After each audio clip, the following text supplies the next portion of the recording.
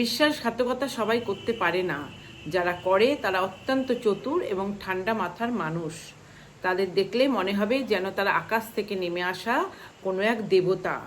তারা এমনভাবে নিজেকে উপস্থাপনা করবে যেন আপনি ভাববেন একজন মানুষ কিভাবে এত ভালো হতে পারে।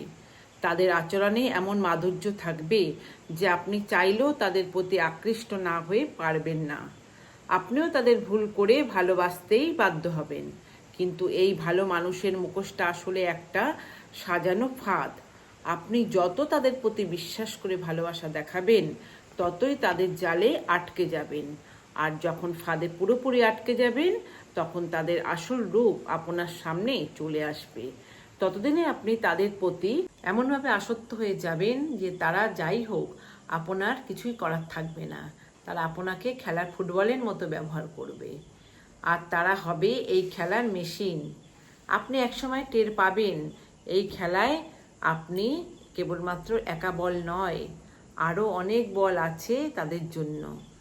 একটা সময় তাদের অবহেলার বিষে আপনার মন বিষণ্ণ হয়ে যাবে।